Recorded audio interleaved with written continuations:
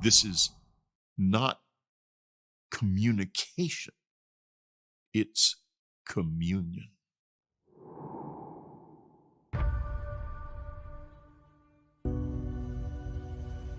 Hundreds of thousands of people have claimed contact. That will change you. It changed me. Lost in between two worlds and two dreams.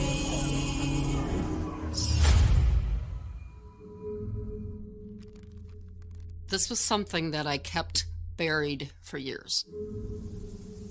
Strange things would happen. I didn't want anything to do with it anymore. He came at me, and I fought for my life. Ships started to pop up in the sky. And there's this bizarre disk of light. And it was moving across the sky very fast. The experience is often very terrifying. If I felt fear, I would crawl under my covers, hoping that it would go away, whatever it was. I know that we were put in that craft. I knew I was going to go to another planet. And the being was right next to my face. He saw two shadow beings. That's when I felt like I was going to die. I had a real encounter with something. Even if I had to live with the fear, is to know the truth, is to know.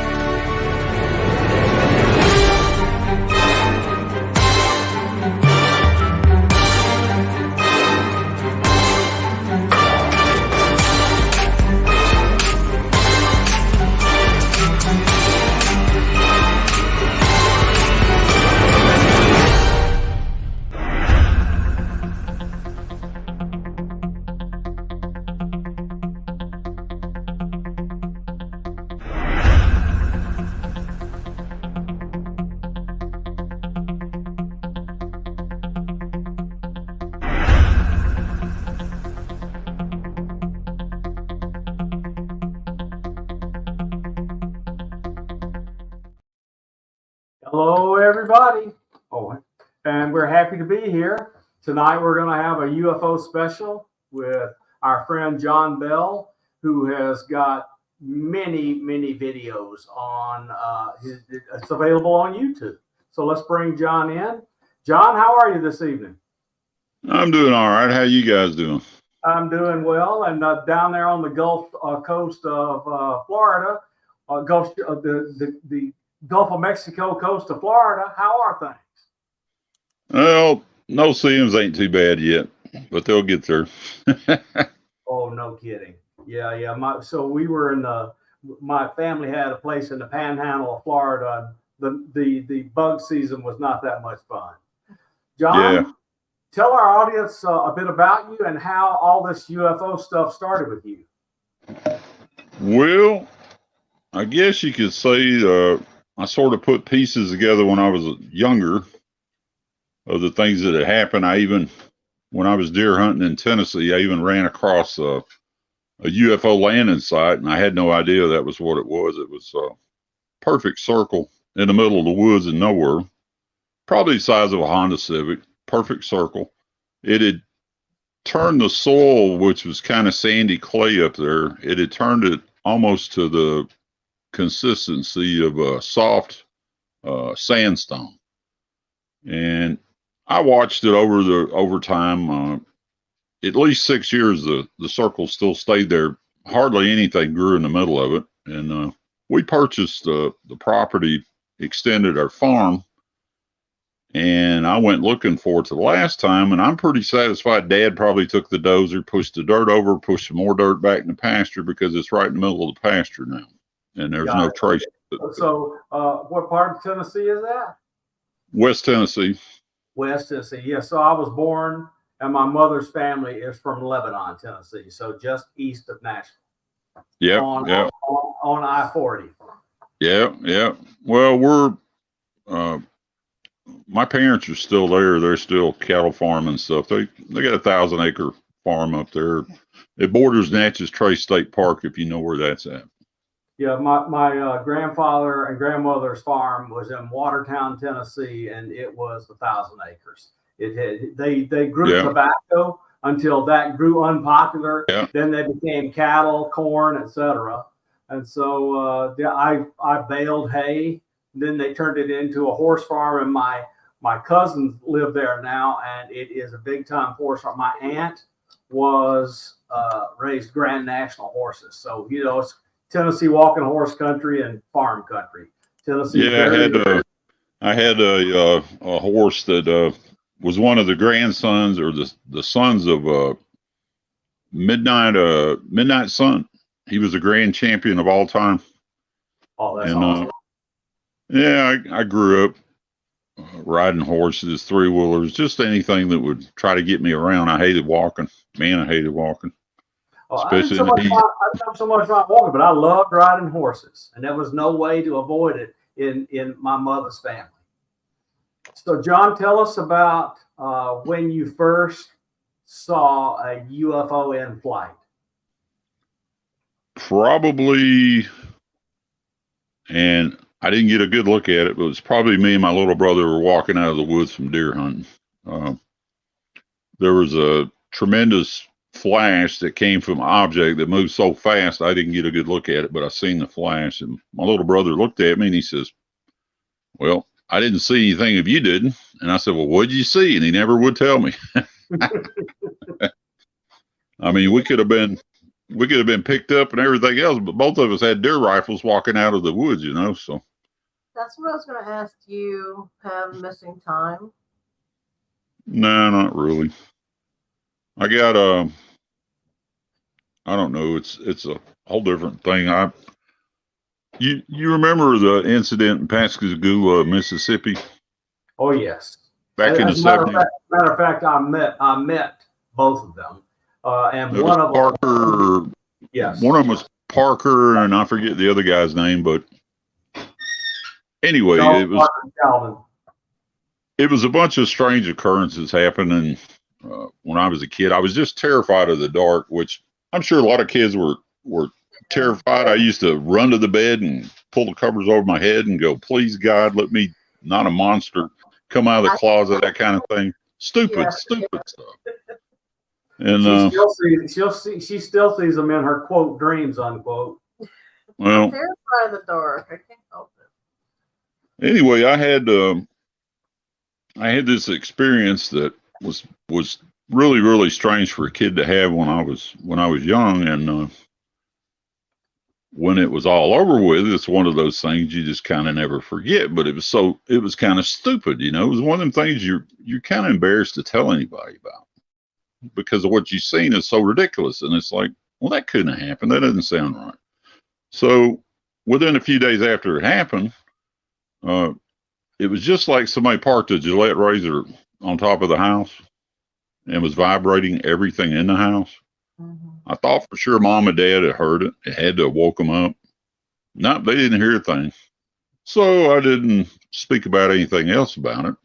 Didn't even think about it. And it wasn't long after that, I started developing these massive migraine headaches that I would throw up. I would get so sick because they hurt so bad. It made me cry. And it was happening about every 2 weeks in the beginning. It went on long enough to where Mom and Dad took me to a specialist. They hooked my brain up to first computer I ever seen. It looked like a Commodore 64. I mean, it was a real primitive computer. They put me to sleep, checked my brain out, x-rayed me the whole 9 yards. They couldn't find anything wrong with me. So until I was about 16 years old, hell, I had these headaches, and it was just awful. And as I got older, they got not any less severe. I would say they just got less frequent. And then finally, they went away. But the problem I had was I couldn't remember anything. And in school, that's a disaster if you're trying to learn how to read, write, and arithmetic. And I got into high school, and first thing I had to do, I had to take remedial math. I knew how to read and write. I always get an A in English. I never had to study for that. But mathematics or anything like that, forget about it. It was out the window. And the teachers had passed me all them years without me learning how to divide and do simple, subtraction, stuff like that. It's a common thing, I guess. And then all of a sudden I got brains. And it was about the time the headaches went away. Well, I never paid any attention to it, but even when I took my ASVAB test for the military, when I sat down, I only missed 3 questions on all the tests, and I knew every one of the questions I had missed when I sat down because I didn't quite understand it was a trick question. But in my mind, I figured it out without having the test in my hand. So I was getting quite advanced, and I actually got my A&P license. I just took the test. Wow. Didn't go to class for it or any of that. But I made very high scores on it, except for the oral and the practical. And the guy was from a little airport, and I was used to working on jet engines, and he was asking me the civilian side of it. And I didn't have any idea of the civilian paperwork or any of that stuff because I'd never been around it. And when I finally told him that, the guy looked at me and he said, well, okay, we'll talk about something that you do know something about. And I said, well, that'd be fine, which is my relief. I still got an 85 on it, but still. Wow. But yeah, everything changed. And then a friend of mine even talked me into going on a job site. And I did not know how to read blueprints. And our first meeting at the job site, I was building a shopping center and a Dunkin' Donuts at the same time. And this is here in Florida. And we had our big meeting, and I mean, all the contractors were there and the big wheels were there. And I said, well, crap, I don't know how to read blueprint. I better shut up. I better not say anything or they'll know I'm an idiot. So when the meeting was over, 3 days I come out of the shack, I had the blueprints memorized. And to the point of I really didn't have to pull them out too much. And I knew how to read the blueprints. And that's something that's kind of hard to do. And I built several buildings. I built a Sherwin-Williams last year with no blueprints. They had 6 different blueprints that were so messed up. I threw the blueprints in the truck because the first thing that happened was the concrete contractor dug the footers in the wrong spot for the columns. And I wouldn't let anybody look at the blueprints anymore. I threw them all in the truck. I knew if I knew the outline of the building, I could just design it, be done with it, have a box and the metal frame and everything up. But they couldn't even get the trusses right. The trusses were 5 foot too short for the building. They had it just all screwed up. And my boss, I guess he finally understood at the end of that job, because I was building a Mavis tire at the same time, that I had really built the Sherwin-Williams building without a set of blueprints. And every time they would pull them out at a meeting, it was a disaster. I'm like, get rid of those blueprints. They don't match the right thing. And as a joke, I told him, I said, look, the first time I make a mistake on the job site, bring your party hat. We're going to throw a party. But I'm just warning you, I don't make many mistakes. So that was the job he did. He brought his party hat and people showed up, and I was like, what's all this? He said, well, you made a mistake. You put the grounding wire on the building on the wrong side. And I said, no, I didn't. I pulled out the site plan. There it was. He had his backwards, not mine. And then he realizes the plans are all screwed up anyway. And I don't know. It's just I don't have a memory problem anymore. I got 1,200 videos of UFOs, and even though I've only looked at them one time, I can scroll back and tell you exactly what happened, the moment it happened, and the details of it. So, in a way, you know, I'm glad I remember everything. But I tell you one thing: it's not good for relationships, because if you're in an argument, and you're like, "Well, I didn't say that," and you're like, "Yeah, you did. You said it here." Right? They do not like that. So I learned the most important lesson of all. Yes, honey, you're always right. I'm sorry. I'm wrong. Same. So I'm still here. I'm still alive because of that. All right, we have, oh, John, I can't believe how parallel our histories are, with a major exception. When I was, well, I used to be a crew chief in the Air Force, and she could probably relate to it. But at one point in my life, I used to, which I didn't know what it was then. I just thought it was intense dreams, but it's OBE. That's exactly what it was. It's an outer body experience. And one time I had one, and somebody showed me everything that was going to happen. Just laid it out. I was probably maybe 7 years old at the most, maybe. And one of the things I was shown was I was in an airplane flying through the clouds, but I wasn't flying it. I was like sitting in the middle of the cockpit. And I looked down, and there's my parents' farm down there. And I thought, man, that's just crazy. And, you know, stuff like that, you don't ever put it together till later on. Right. So I put down every possible base the hell away from West Tennessee that I could possibly put down, including overseas. Send me anywhere. They sent me to Blytheville, Arkansas, 80 miles within our house. And where'd I wind up doing? Here I am sitting on my plane. I was a crew chief in the jump seat between the pilot and co-pilot, looking out the window at the clouds, looking down at my family's farm from the boom operating chair in the back of the plane. And you cannot make that up. And when I realized that, I was like, this is just too much. And the only thing left that I can tell you, the sections, everything has come true so far, but the only thing left is there's people with no power, there's people screaming and running, and there's at least 90 UFOs in the air and in the sky. And I do remember that, and that's the last thing that hasn't come to fruition, I guess, or however you would say it. The crew chief thing, the whole 9 yards, is as ridiculous as it is. It all came true.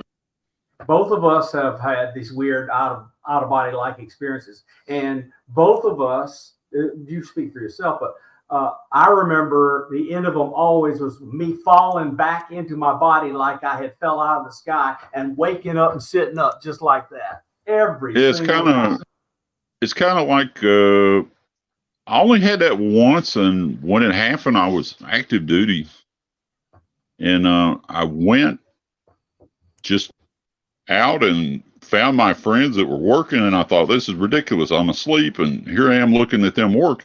This is just crazy. And about that time I woke up, but before I woke up, it snapped me back like a rubber band on a roller coaster backwards. Oh, yeah. And that was the only time it ever happened. And I was so mad because when I was younger, I'd wake up and I'd be like, so how the hell did I fly again? How the hell did I forget that? I can fly. What? Just the stupidest thing, you know, you could think of, and you're like, wait a minute, you were just dreaming. But what I used to do when I was a kid, I would wake up gasping for breath because I could go over 3 minutes, 4 minutes without breathing. And that was why I was able to do what I did, I guess, because technically speaking, I was probably dead half of the time. And I got older. I think Dorothy's the only one that's never woke me up, smacking me upside my head to ask me if I'm alive or not in the middle of the night, because I just, and that's it. You had a sleep study? Nah, they wanted to do all kinds of crap. My last bout at the hospital was a bunch of, oh, you're a diabetic and you're this and you're that. And the people absolutely lost their mind because they couldn't figure out the problem that I had while I was in the hospital. And I don't know about you, but WebMD saved my life at least 2 times because the doctors just because they got that certificate and a little diploma on the wall up there does not mean they have the brains, because they don't. They don't know common sense. They couldn't change a spark plug if they had to. Yep. I know many. Like, so John, I want to tell you the parallels. So I had 3 cardiac arrests before I was 1. So if you want to say it, I had 3 NDEs, but of course I don't have any memory of that. And I woke up. You didn't remember it? Man, what a rip up. You're going to die and you don't remember it? I don't remember it yet. So anyway, after that, I had a really good memory. So I woke up when I was 3. I was already having migraines. Woke up when I was 3 and went in where my mother was with her friend. And I reached over to the bookshelf and grabbed books. And I had been taught to read overnight. And by the time I was 10 years old, I was having 2 migraines throwing up every week. But I also had my brains poured full of stuff that I showed. I was an amateur radio operator, built radio equipment. I built telescopes. I had a chemistry set. I helped my next door neighbor, who was an 18-year-old, build the best geology fossil set in the state of Alabama, and then memorize Gray's Anatomy. And so all of that stuff happened. And then slowly but surely from 10 to 18, the migraines diminished, but it was exactly like yours. I think those migraines now were teaching sessions, and my head hurt from all that reporting. And then when I was 19 years old, I would have gladly traded you because all I got was the dumbass pill was what I got, because I couldn't remember nothing. Whatever they were training us for, it was something different. So when I was 18 years old, I went off to college, drove home one weekend on a Friday and had an hour and a half of missing time.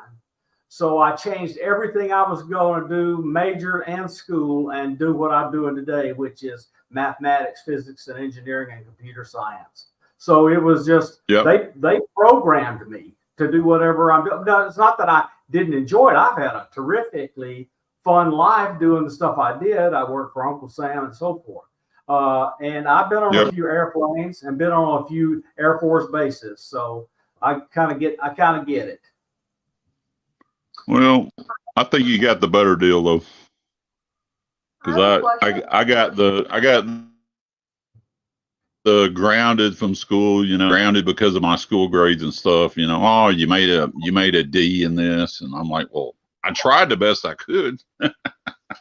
One thing, lots of kids that are taken at a young age, while they're taken, they're taught something, either psychic abilities or they learn quicker, so it all depends on the person. But I hear that a lot when people are taken when they're young.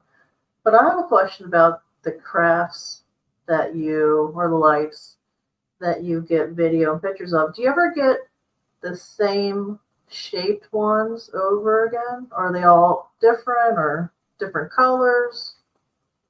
I got them kind of categorized. The first one I would have to say would be the very fast cigars. There's really no way to tell how long they are, but the one thing I've noticed is they're all different lengths, and the ones the military have, the ones that we have a energy band wrapped around the outside of them. It's visible when you snap the picture and you slow it down, you take a look at it. The faster the cigar is going, it's got like a thread wrapped around it, like a corkscrew. But the faster it's going, the further apart those windings are in the one we have. And when it gets slowed down, you see a bunch of windings around it. Say it's running fast as, say, 2 times the speed of a jet. The windings will all be together. And if the thing is just a blur going across the sky to where it looks like a meteor and it's not a meteor, no, it'll have those windings. It'll have 3 or 4 windings around it, and that's it. It's almost like it stretches out when it takes off. And yes. They're kind of on a schedule too. And I haven't seen those like I used to. And after doing this for almost 3 years now and being in the same place, it's almost like they change out. It's like there's different beings or people or whatever you want to call them. There's different craft that you're dealing with, and the other craft are missing. Yeah. So let me tell you what we noticed. Let me tell you what we noticed with the cigar. We saw one stretch out like you're saying, fly across the sky, and then go back compressed. And what it looked like to me is in the video that we got, it came out of a portal. So we couldn't see the back end as we saw the front end. And as more of it came out, it looked like it grew, but it was actually just coming through a hole. And then it went back into the hole halfway across the sky and vanished. There's one of my YouTube videos. You can see one of the cigars come in. It just appears. I mean, and it's low altitude. It is in the atmosphere. It makes a turn and bends itself and goes into the portal. And I've got the whole video from the start to the end. And it's so fast. I think I've got 6 frames from when it comes into view. But I've still got all the frames to where it shrinks down the size of a suitcase going into a hole. And that's probably the closest one that I've ever seen. And there's no bands around it because it's not ours. That's why there's no bands around. Tell me when you moved to Florida and how long you've been there. Yeah. I've probably been there 13 years now total. So they really know where you are now. Well, when I first moved down here, there was 2 objects in the sky that they were brightening themselves up like a welder's torch, way up in like where the satellites would run. And that was what got my attention. And I got to looking, I watched these 2 objects come up. And when they met together, there was a third one that was sitting still that took off immediately. He was the same way, like a welding torch.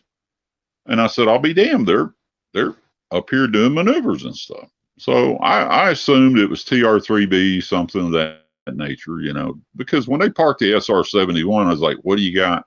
They got to have something nice because they're not going to park that thing. I mean, that thing was very successful. And I met a bunch of those pilots when I was over there in Europe, and them guys are crazy, and they all wear spacesuits. And let me tell you what, that thing really takes off. And the fuel is a consistency of Jello. A lot of people don't know that. When we had to refuel them in midair, we'd have to wash our tanks out from refueling the thing. And the fastest we could run the KC-135 was the slowest the SR-71 would run without falling out of the sky. So it was really difficult to refuel the thing anyway. Yeah, that thing had to. But with that being said, I mean, extremely heavy for it to withstand the heating from doing 3,000+ miles an hour. Well, we figured out it was we heard a radio broadcast, and it was coming in. And we knew when the SR had left Japan, and we figured out the miles and everything. We pulled out the books and the maps, and we were adding it all up. And hey, it was Mach 8 then. So I don't know full speed really is of that plane, but it is not Mach 3.5. It's not Mach 3. It's at least Mach 8. And the last thing that I heard, they put plasma on the front of the B-2, and they got the B-2 to do Mach 10. Now, I filmed a scramjet, like the one in the Maverick movie that Tom Cruise was flying Mach 10. I filmed one off the coast of Florida here. Now, they probably had no idea that I'd be able to see that because it's not like they're advertising, but I could see the jet trail, and the plane was way out in front of it, and it was cooking. I mean, it was really cooking. And that's the only one and the last one I've seen. And I guarantee you it was at least Mach 10 going across. Now, it could have been a Chinese spy plane. I mean, hell, we got balloons flying around. I'm sure we're not stopping their Mach 10 fighter jet or stealth jet or whatever. So, all right, John, we're going to take a 2-minute break. And when we come back, we're going to start the videos and go as long as you want to go showing videos. All right. Sounds good to me. All righty. Be right back, folks.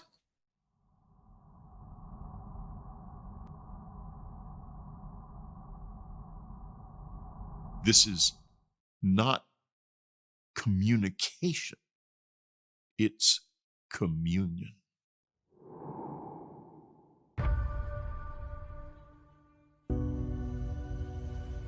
Hundreds of thousands of people have claimed contact.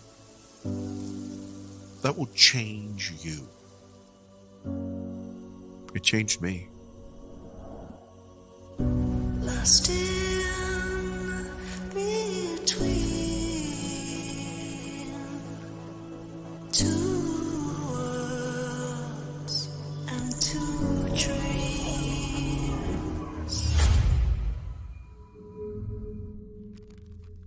This was something that I kept buried for years. Strange things would happen. I didn't want anything to do with it anymore. He came at me, and I fought for my life. Ships started to pop up in the sky. And there's this bizarre disk of light. And it is moving across the sky very fast. The experience is often very terrifying.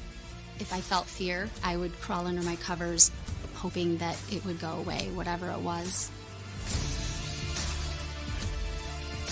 I know that we were put in that craft. I knew I was going to go to another planet. And the being was right next to my face. He saw two shadow beings. That's when I felt like I was going to die. I had a real encounter with something. Even if I had to live with the fear, is to know the truth, is to know.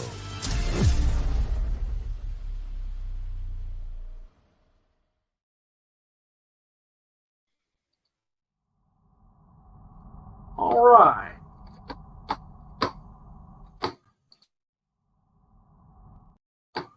All right, I'll get my act together here in a minute. So That's all right. Yeah, I'm still trying to work on mine.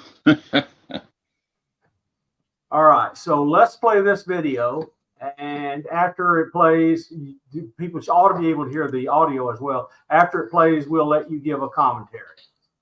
Hey, why don't you play the big UFO Spear of the Interaction? It's 10 minutes long, and I just posted it. It's the second last video I posted, but it's up to the top right. Yep, that's the one. And this is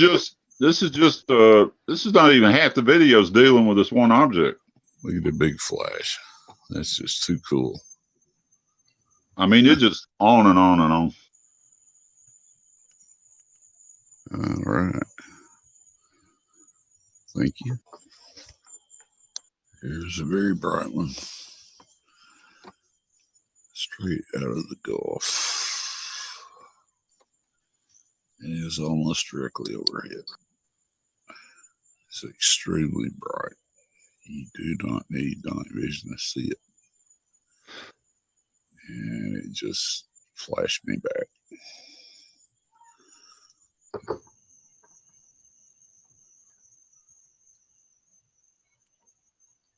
Let's head to the south. Well, that's a show and a half right there, folks. Wow. His videos are amazing. Now it's going to cloak out. See you later, little buddy. That was pretty cool. And here's an object that literally came straight up. This is where the 5 objects were last night at the same time. Look at that. And that's pretty cool.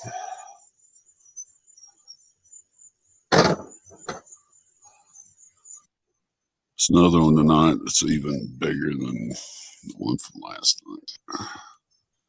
It's just humongous.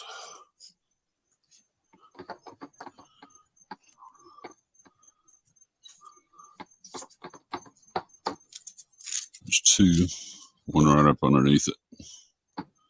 They just passed each other. This one is like stupid crazy low. It's that big.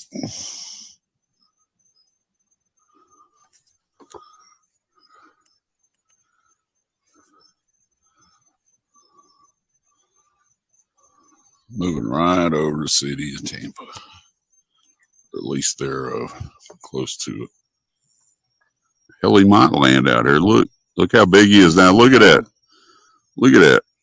You see how big he got? I see crosshairs. Oops, I see lasers pointing at us. He's gonna fire away.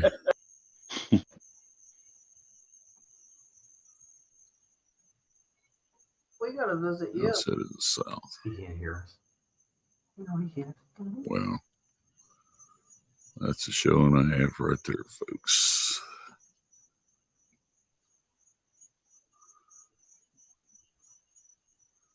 That's gonna cloak out.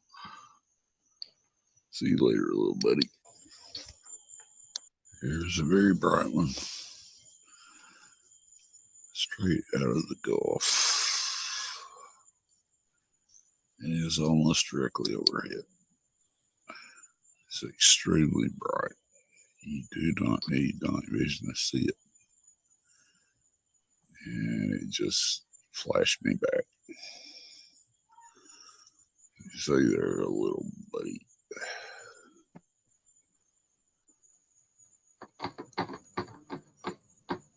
All right. Thank you. All right. Thank you. Might have added some of them twice. Look at the big Accidentally. flash. That's just too cool. It's amazing.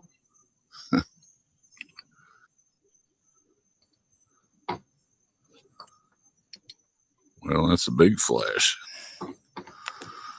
Thank you there, partner. And it is turning to the south. It's going to come straight down the East Coast.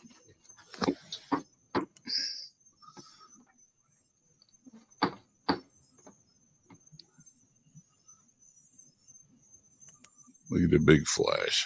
That's just too cool.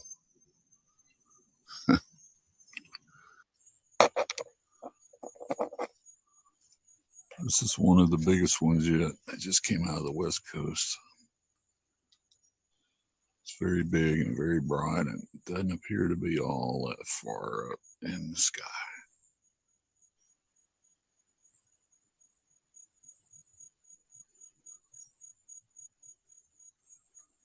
Look at the energy coming off this thing. It's a crazy amount of energy. This thing flashes me, I'll probably get a damn sunburn. That was true. I was thinking about that at the time. It's changing directions. It's heading to the north now.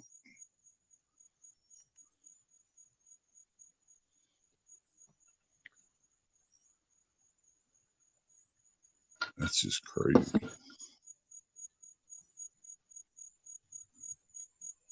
I wonder if they come from He the can hear you. ocean. He can hear Yeah, you. I know that. Yeah, you said they were coming from the Gulf.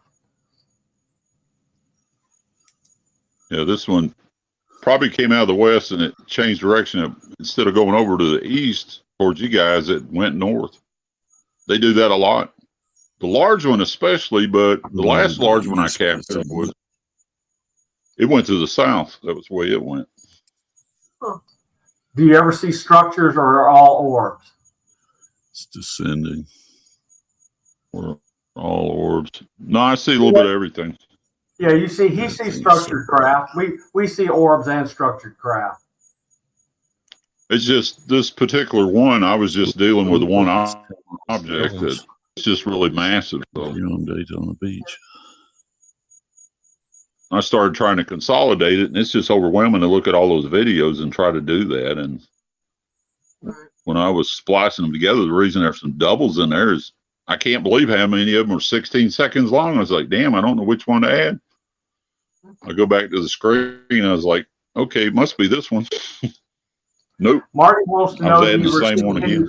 Marty wants to know, do you receive any telepathic messages? This one is another really huge one. Not consciously, subconsciously, I believe so. There's a video. I'll have you pull it up. It sort of kind of demonstrates that. You'll see me do something crazy I'm already filming another UFO. I pan off 2 screens over to empty sky, just stars, and then I make the comment, look at the fast object before it pops out of the sky, and I was like, wait a minute, how the hell did I do that? And then there's a couple of them in there where definitely I'm really tired from working, and I fall asleep and I still film the UFO. Wow. It's pretty hilarious. One of them I was holding my arm out with a scope and I was filming the thing before I even opened my eyes. But the one I posted on Twitter, it's pretty funny. I wake up and I pan all the way around 45 degrees and film a flyby. I swear they know. They could just tell the second we're going to know. Well, they gotta have to know. There's no other explanation for it. And I don't think they got control. I just think they know in time. Just mess with time because they know what you're going to do, where you're looking at, and all that. Yeah. Too many variables. I mean, what time of the day am I going to be looking over here at this constellation? And then, am I going to be able to see it? Is it going to be clear sky? I mean, how would you know all that stuff? Right. And for them to show up so fast, and it just, the thing that baffled me was, I don't know why they would put that much effort into it, what the importance is of it. I mean, I can go outside usually within the first 10 minutes. I've captured more footage than most people capture in 3 months. Yeah. And there's a lot of these poor people. They'll sit outside for a year, and they still don't have anything. They have maybe a helicopter in the distance or something. And you don't want to tell them that. That's a helicopter. No, it ain't. All right, I'm gonna pull this one down. So look, we see so much stuff that I just hate to tell them. It wasn't but a minute left of that one anyway. So I just hate to tell them that, if you see those nav lights, there's nothing you can get that would distinguish it from a helicopter unless you have some kind of telepathic communication. If you don't, what can I say? Now, I've seen her ask them to do things that they do. Yep.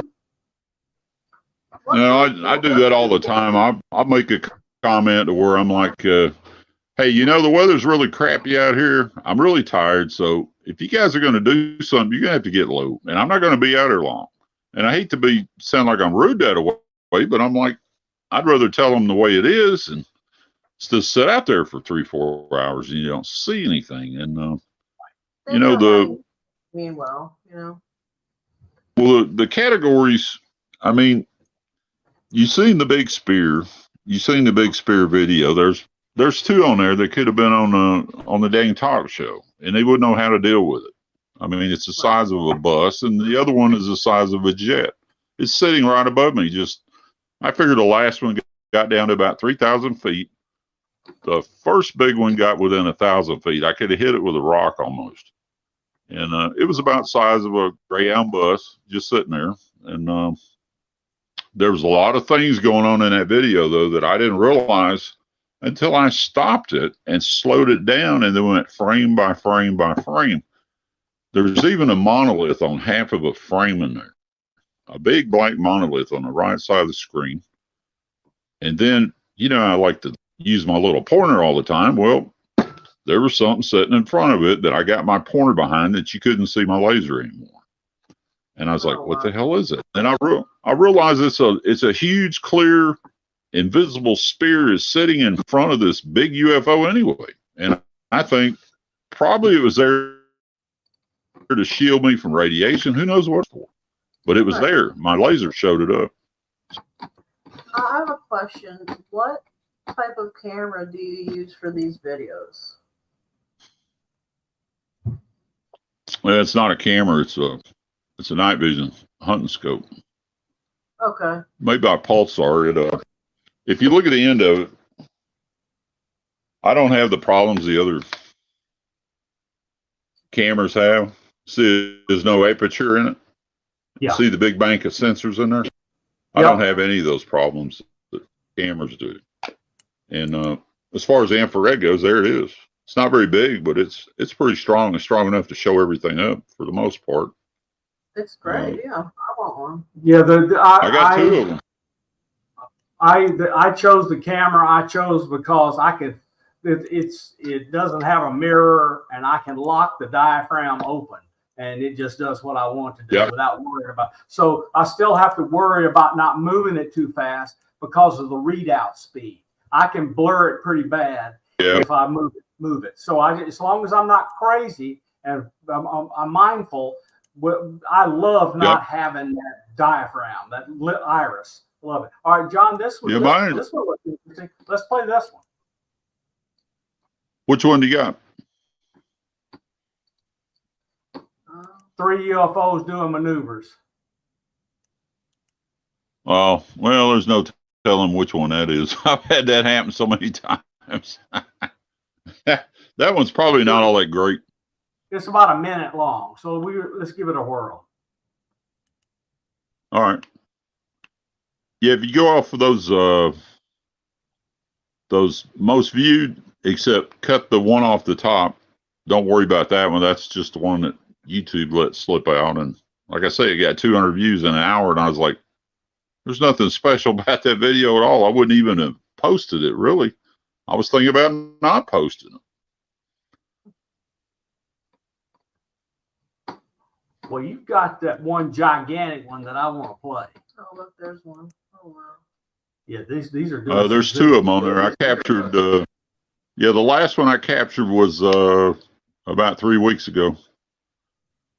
And I don't know, you've seen the flurry of objects I had in the yard. I really didn't know how to deal with all that because I didn't know which way to point the scope. It was so many things were going on at the same time. And I was like, wow, what the hell is going on?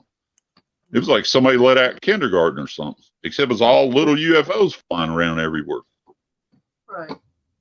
I've only seen that once, but it was by a government base. And a helicopter. How about the object? These things were. I had some cube shaped objects that showed up. I had some little rectangular objects that showed up. And then I had some objects that I'd never seen before that were so fast, I couldn't even follow them. I mean, I literally couldn't follow them. And then the spears that I just figured out how to look at the dang things, they were everywhere. They had to be 100 spears in the yard at least at one time. I had never seen so many. And it was cold. We're gonna play this one because this is one of Lala's favorites. She captures this thing all the time. Might as well play it. Which one? The reptilian. Which one is it? Snake symbol. The caduceus.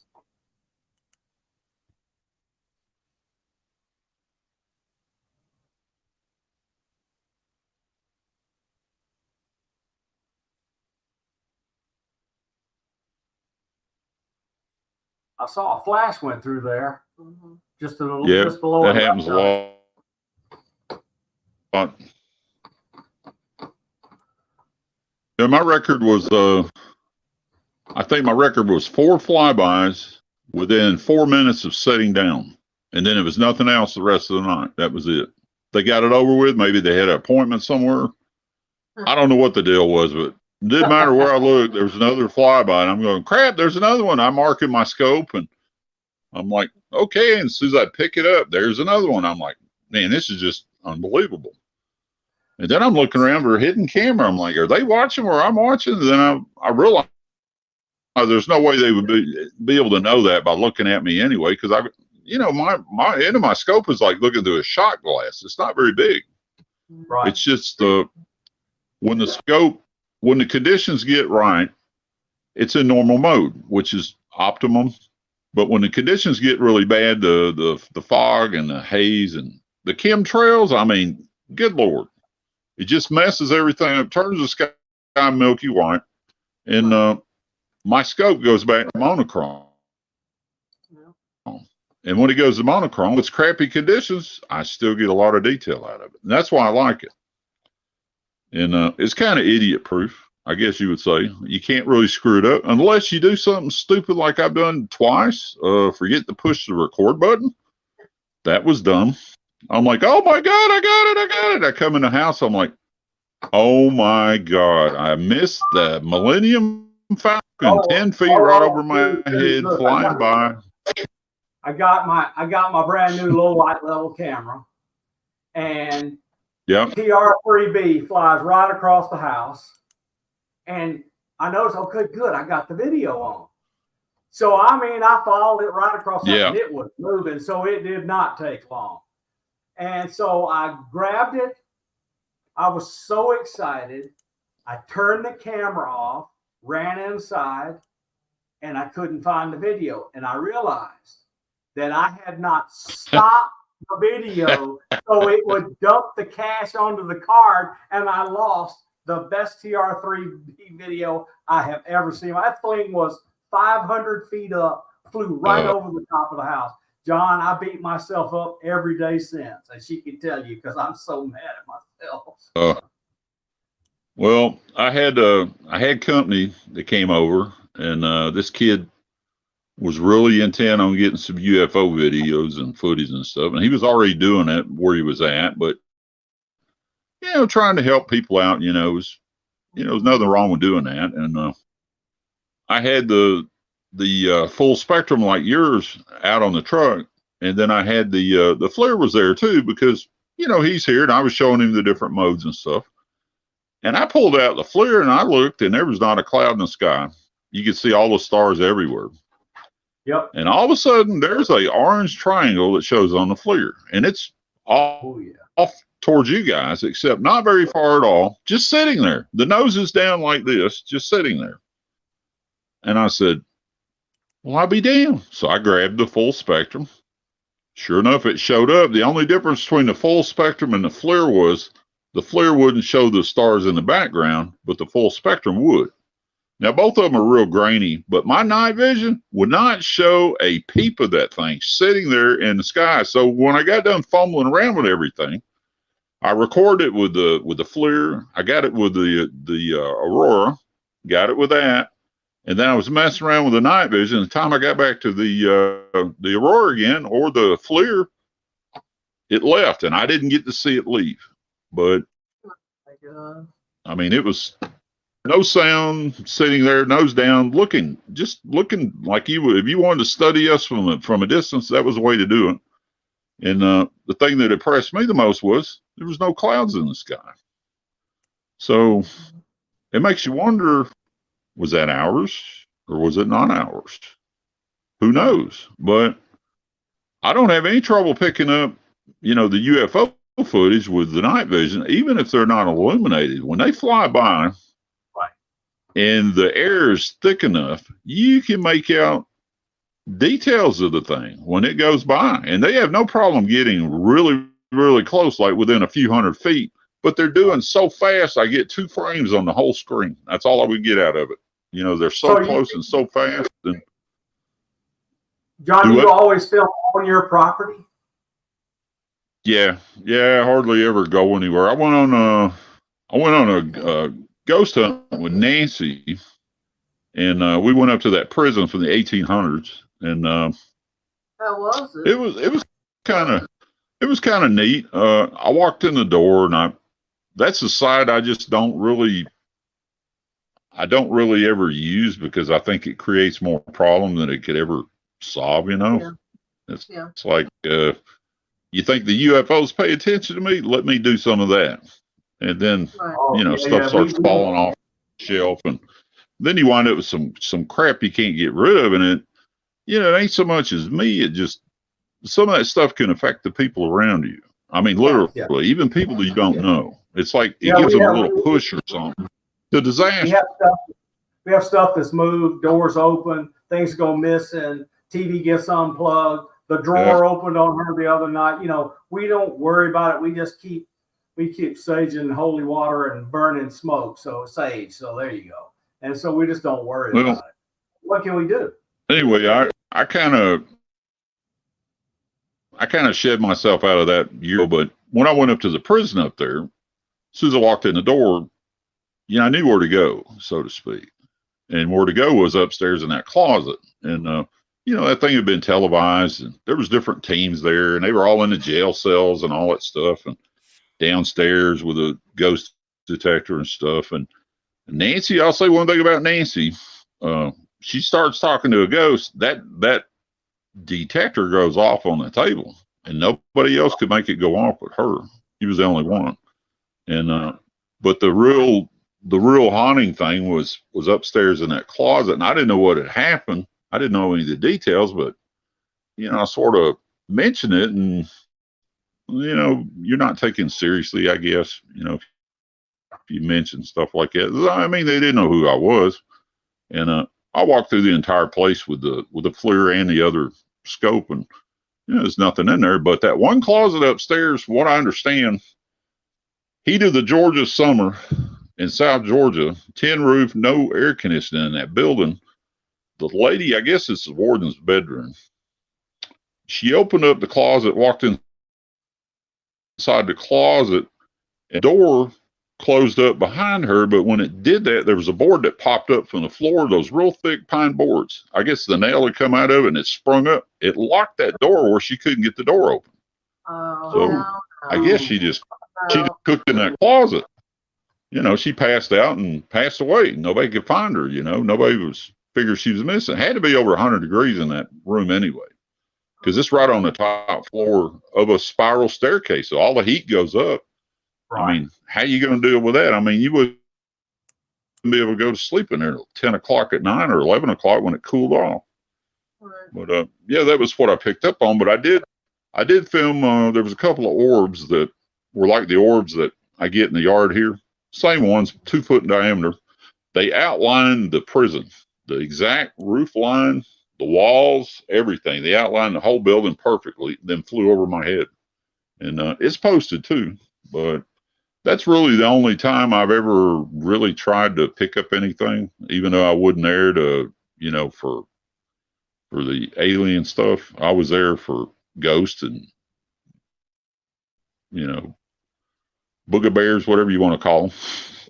So let me I ask definitely you this, wasn't there to pick up an evil spirit. When you were in the Air Force and flying, did you ever see anything while you were in the airplane? That's a good question. No, but I had a friend of mine that he won't talk about it. He won't speak of it. But anyway, the thing I found a landing site for, I seen 2 of them when I first moved down here. They were 200 foot off the ground. There's nobody inside them. They're the size of the size of a Honda sedan, something about that big. And they're black. They're stealth black. And I was like, what the hell? Wow. And they went by so fast, I couldn't get anybody's attention. They wouldn't illuminate at all, but they were very silent, and they were side by side. It was 2 of them. And they were probably running 400 miles an hour, maybe somewhere around in there, 200 foot off the deck. And that was ours. And my buddy, bless his heart, he was on night shift. And when you're on night shift in that job that we were in, you get to go out and if you get emergency landing, you go out in the truck and you meet the plane when the plane lands in case they need you to jack it up or look at the hydraulic, see where the thing's coming from, make sure it's not leaking fuel all over the place. That was their job. And the fire truck would come out there and join us. Great big fire truck. And they'd sit out there for, a little bit longer than they should have for emergency landing. It was inbound. And the tower had sent them out there, told them there was emergency landing inbound. They're sitting there at the only runway on the base. There's nothing coming in. So they call up the tower. Tower says, well, you need to go over to this hangar over here. And they're like, what do you mean go to the hangar? Because we're sitting at the runway. There's nothing landed. And then they repeated the order again. They went over there to the hangar. He helped push it in. It was 7 hours of signing paperwork. So those things are real. We've had them for quite a while. And he just wouldn't talk about it. And we all knew what had happened. I wasn't on shift that night, but everybody knew what had happened because the next morning, it was like the guys that normally hand over the shift to you, they wasn't around. They were all missing. And they hadn't gone back to the dorm because we're all in the dorm together. And it was kind of weird. It was kind of strange. And then, you know, rumors and people get to talking and stuff. And then finally you get the story out that, you know, I just assumed it was like SR-71 came down or something like that. That was still classified at the time. And it had nothing to do with the airplane. And he was basically, well, he stayed in his whole entire career, made chief, and he, to this day, he won't talk about it. And I know for a fact he was directly involved in that stuff. And there was a few of us that,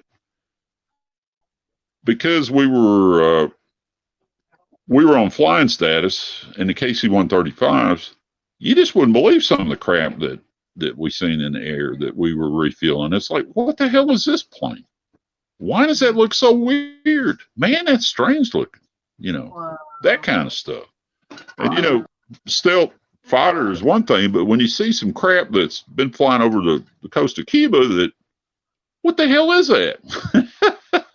And you can't tell anybody about it, you know. So you got all these people that they just won't talk about it. And I mean, they put the fear of God in you, like, well, you know, it's going to be, you're going to prison, you're going to make big rocks and the little rocks, and this is what's going to happen if you speak about this. So the best thing to do with that is keep your mouth shut. Might sleep a little bit better. And nobody believe me anyway. So one good thing that's happened is we see from Dean Johnson on Twitter, or X, what do you call it, that he got a FOIA request into the Joint Chiefs office, and he got out of them the new policy the Department of Defense sent out from the chairman of the Joint Chiefs to everybody about reporting this stuff and how to do it and where to do it, etc. So it now looks like they will take the reports and you won't lose everything. Yeah, well, I really don't trust any of them anyway. I just don't do it.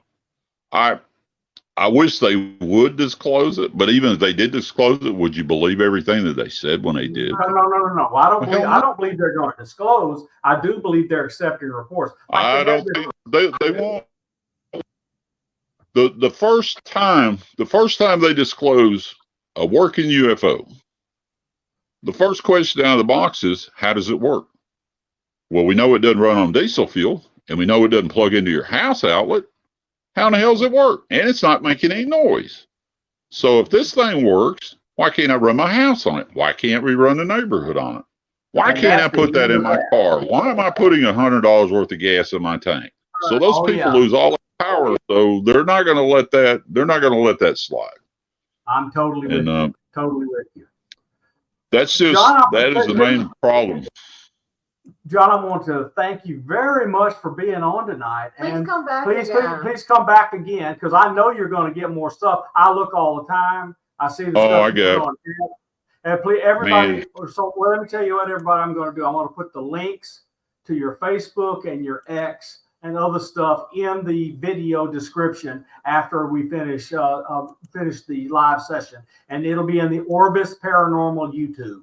And so people can take it and they'll look at the description and see where to see your stuff, because you upload stuff every day. Yeah, I pretty much do, unless if the weather's crappy and I really don't feel like going out there, I won't go out there. But even if I go out and it's cloudy, I still capture something. It's kind of crazy.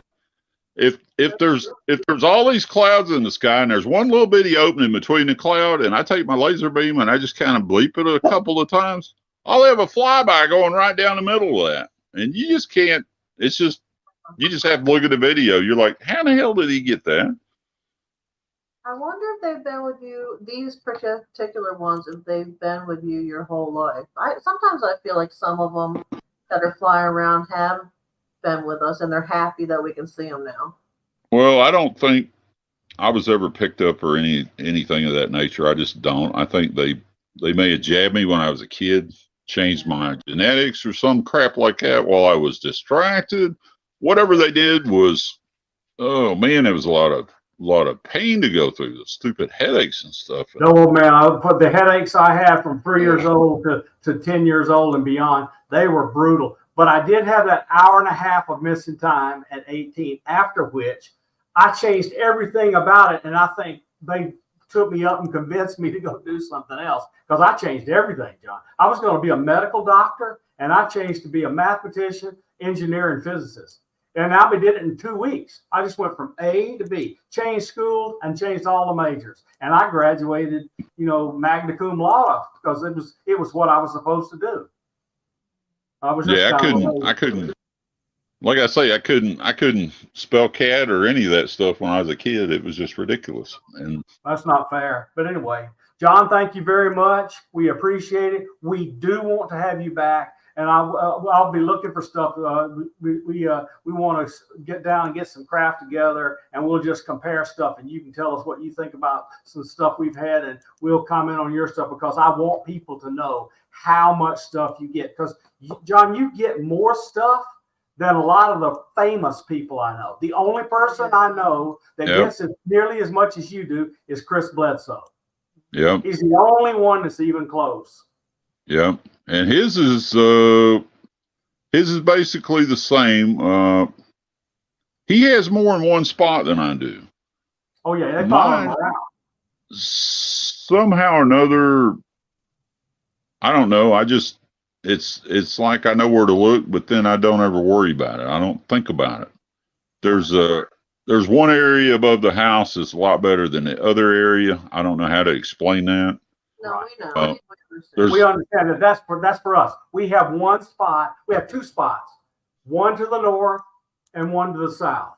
The one to the north, there's all sorts of craft and stuff shows up in the sky. And to the south, we see weird stuff come close to the house. Mm-hmm. So it's really different. Now, Les Durant, who's in Northwest Georgia, he's like you. He sees stuff that starts in one spot and he follows it across the sky going down toward Atlanta. Yeah, so there are a bunch of people like that. I guess we ought to have Les on next and let us show his stuff. But John, we really want to thank you for doing this. Oh, no problem. No problem. It's my pleasure. Yeah, I started going through these videos, and I even found a video where I got the burning laser out, and I'm chasing a cube across the entire sky. And you got to see this thing skipping and jumping trying to miss this laser. And I finally tagged it with it, and it reflected back. But with the high definition, I'm able to see the cube in high definition. I'm like, that thing is it looks like a damn ice cube flying across the sky. That ain't even make easy. How does that even make any sense? A cube. I mean, you might as well have a cardboard box. It's definitely not aerodynamics. So aerodynamics has nothing to do with it. John, thank you very much. They are not worried about that. Please come back, and we're very happy you came on. Take care. All right, you too. Bye.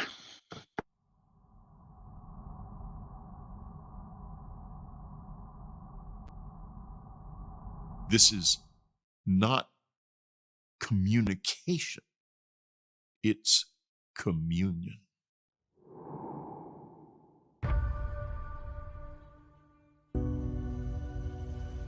Hundreds of thousands of people have claimed contact.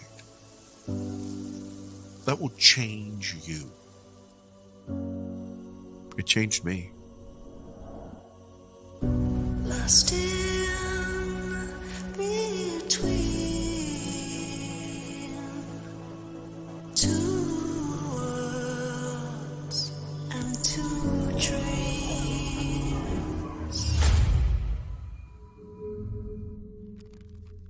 This was something that I kept buried for years. Strange things would happen. I didn't want anything to do with it anymore. He came at me, and I fought for my life. Ships started to pop up in the sky. And there's this bizarre disk of light.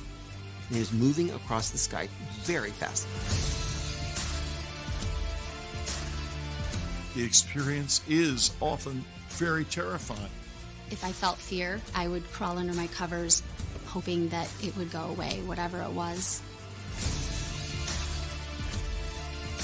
I know that we were put in that craft. I knew I was going to go to another planet. And the being was right next to my face. He saw two shadow beings. That's when I felt like I was going to die.